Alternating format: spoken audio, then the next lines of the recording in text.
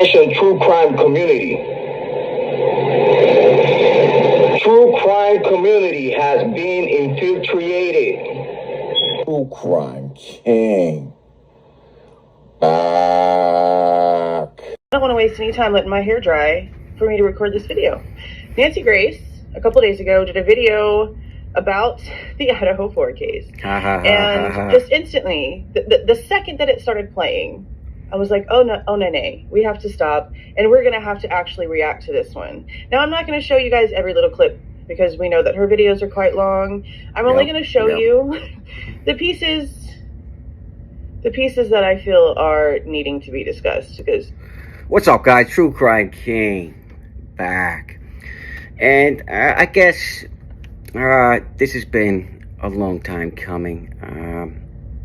I've just gotten too many of you guys, my loyal supporters, wanting me to react to Mrs. Juelz. She's another one of the Kohbergers, who somehow thinks Kohberger did not commit this crime, right?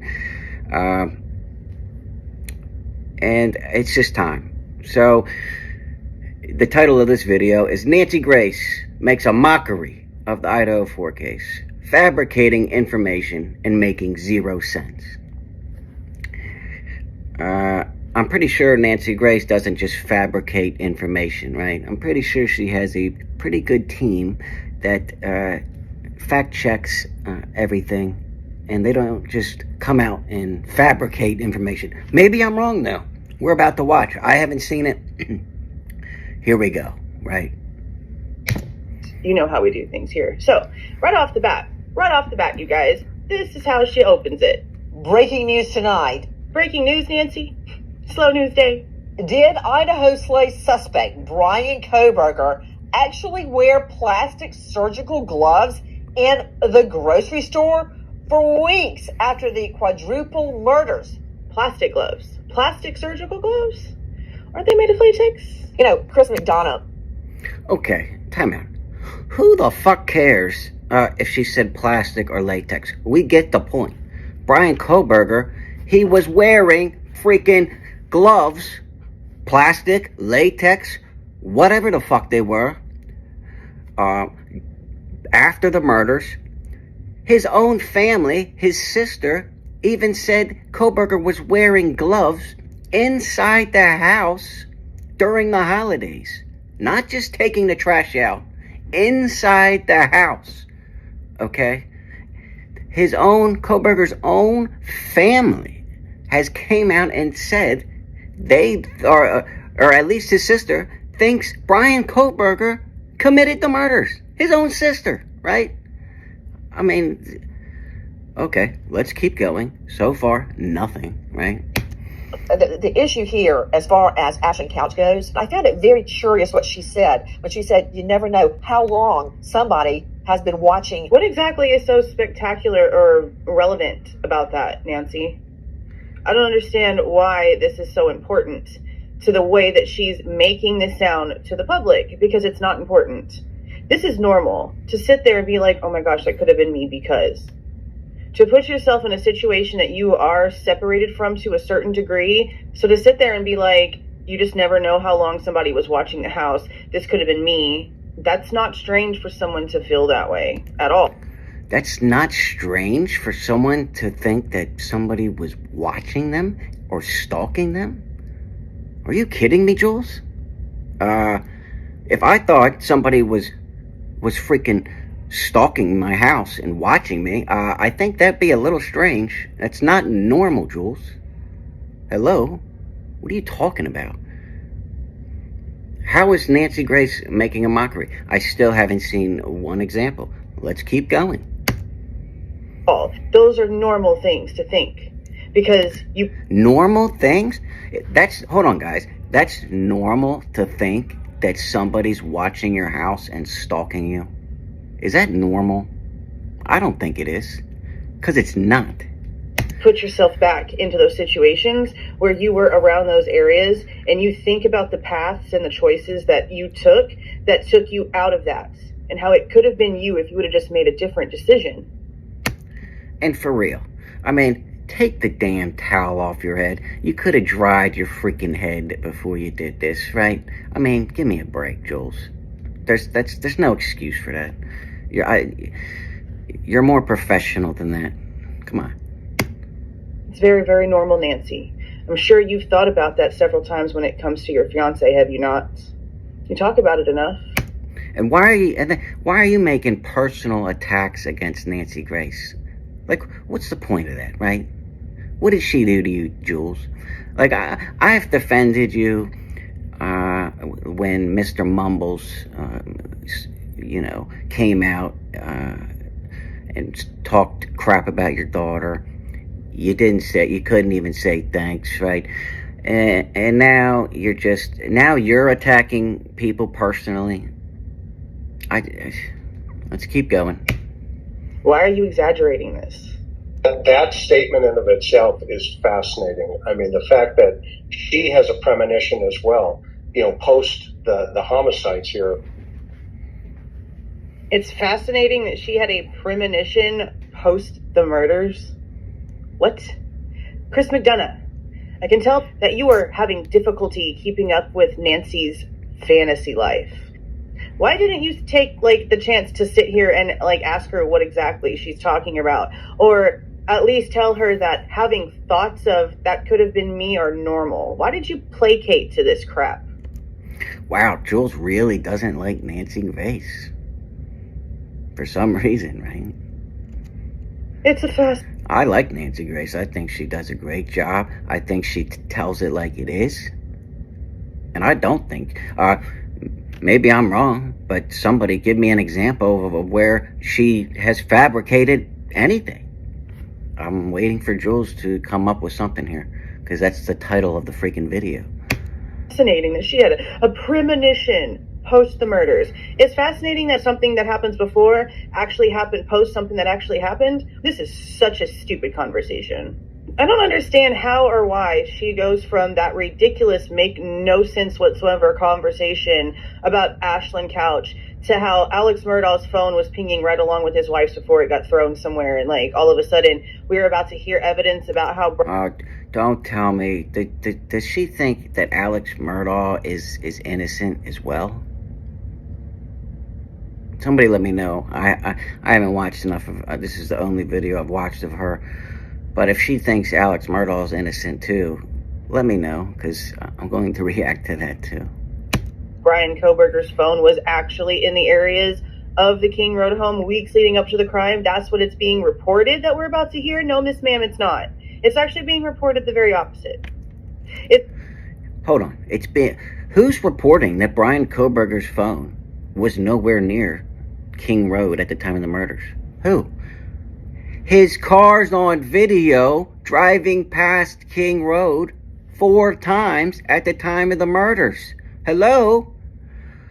Bryan Kohberger's DNA, and only his DNA, is on the button of the knife sheath that was under the dead body of Madison Mogan. Oh, it just flew in the window, and then, the button snap was just open. It landed on the button, and then somebody closed the button without getting DNA. Give me a fucking break, right?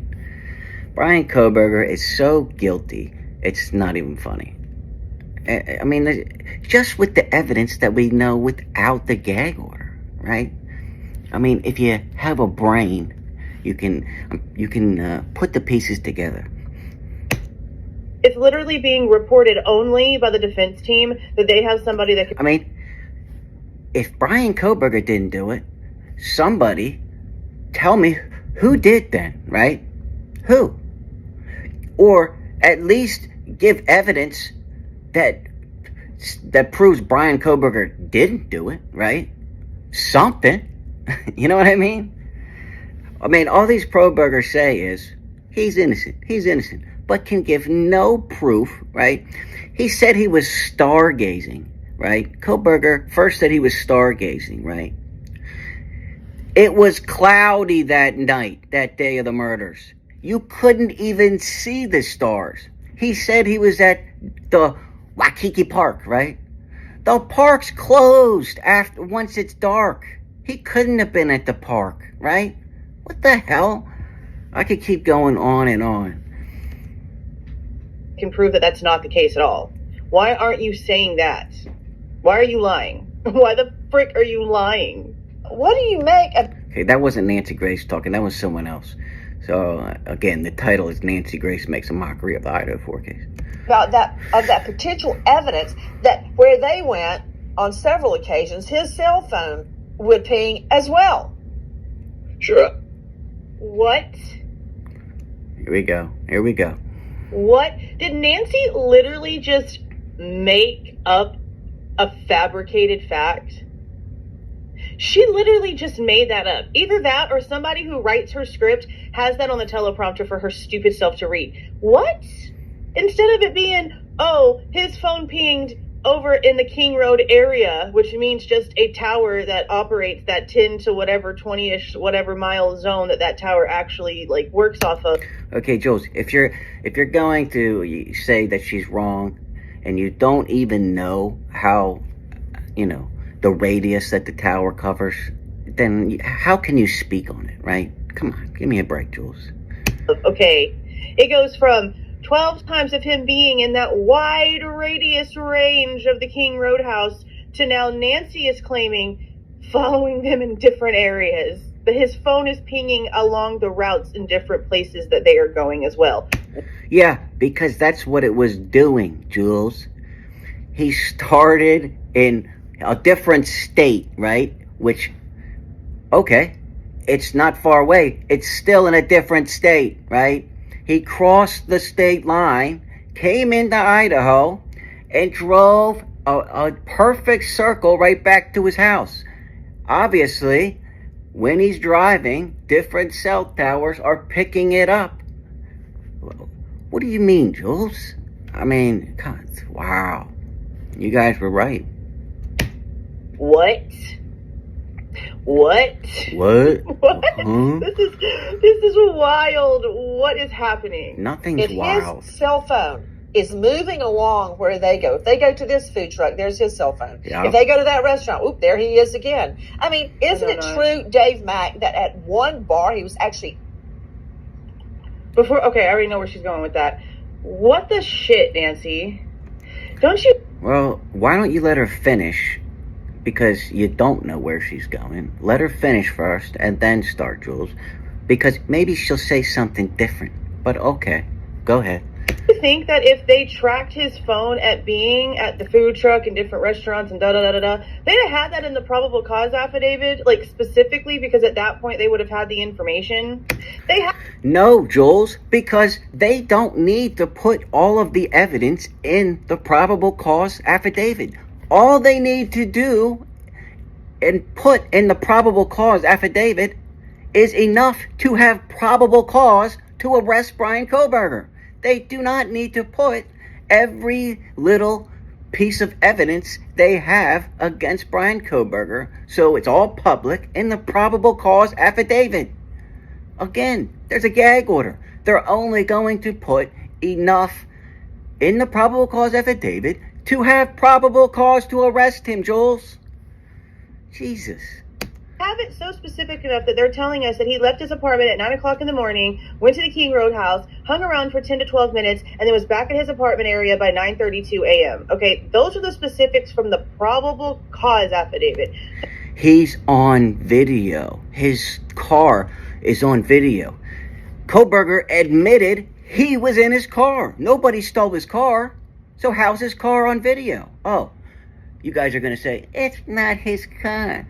Give me, this is how ridiculous. Even if Kohberger is convicted by a jury, right?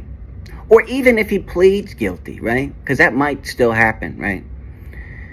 We're still going to get these YouTubers that are going to say he's innocent, right? Because obviously they get more views if they say, Kohberger's innocent, right? Because people are going to click on it to see if they actually have any information that says he's innocent, which nobody does.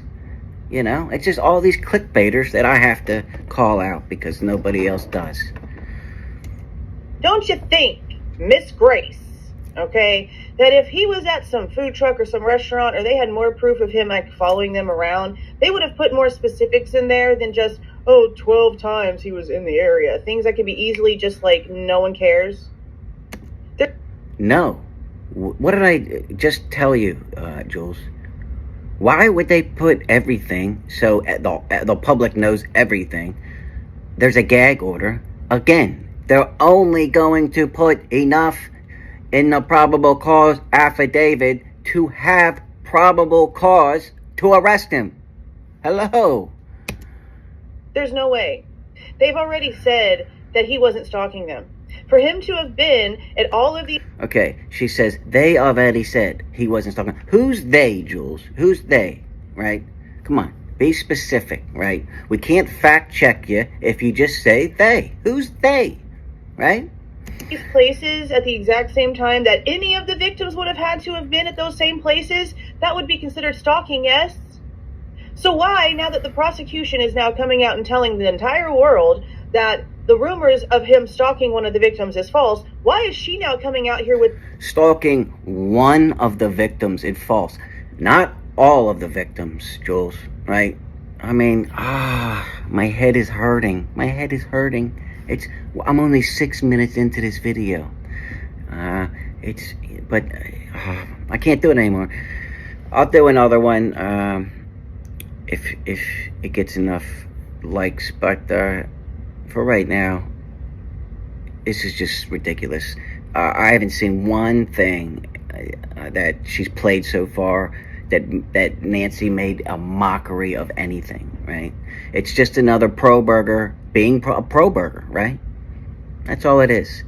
And again, just like I said, even when Bryan Kohberger gets convicted and found guilty, the Kohbergers are still going to be Kohbergers. The Kohbergers are going to Kohberger, right? I don't know. I just like to follow the facts of the case. And, you know, the facts of the case point to Bryan Kohberger committing the crime, right? Nobody else. There's not one shred of evidence that points to anybody else. Anybody, right?